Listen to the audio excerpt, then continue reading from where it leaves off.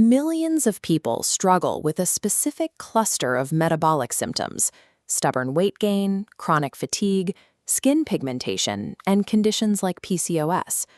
When these patients undergo standard blood tests, they encounter a confusing result. Their blood glucose, the primary marker for metabolic health, consistently comes back within the normal range. This creates a medical contradiction. Standard diagnostic logic assumes these symptoms stem from the body's inability to manage sugar, yet these patients are managing their sugar levels effectively. To bridge this gap, clinicians often use the HOMA-IR test. This score is used to tell patients with normal blood sugar that they are insulin resistant. This is the HOMA-IR formula. It calculates a single index by taking your fasting insulin, multiplying it by your fasting glucose, and dividing the result by a constant number, usually 405. The number 405 is a conversion constant used to standardize the relationship between different units of measurement. However, because this number is fixed, the formula mandates a specific mathematical link between insulin and glucose that the patient's actual biology may not be following. Consider the biology. If sugar is normal and insulin is high, the insulin is successfully controlling the sugar.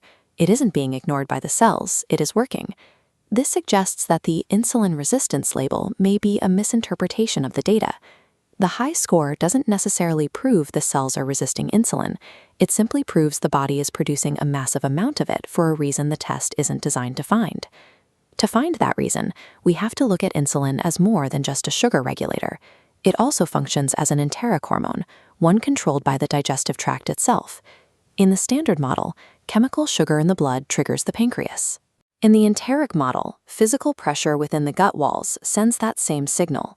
Even drinking water causes the stomach to expand, triggering an immediate insulin release before a single calorie is absorbed. This indicates that physical activity in the digestive tract is a primary driver of insulin levels.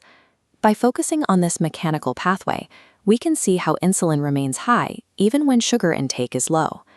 This mechanical link explains why a patient's insulin can remain at peak levels even after they have fasted for 15 hours. Modern diets often consist of dense, processed doughs and pastas. Over time, these materials can lose their mobility, creating physical blockages within the intestinal tract. Dense, unmoving material keeps the intestinal walls under constant physical strain, maintaining internal pressure long after a meal has ended.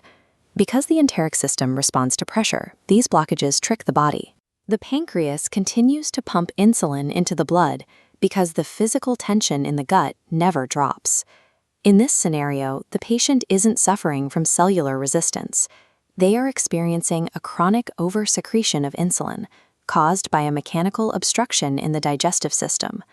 When insulin is constantly flooded into the system to deal with gut pressure, the effects eventually disrupt the body's central hormonal control center.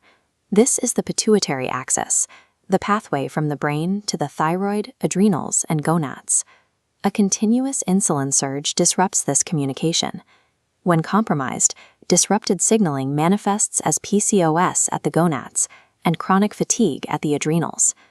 Attempting to fix these symptoms with glucose-lowering drugs does not address the underlying physical pressure. It treats the secondary chemical signal while leaving the mechanical cause in place. Resolving this systemic imbalance requires a shift in focus from chemical management to mechanical clearance.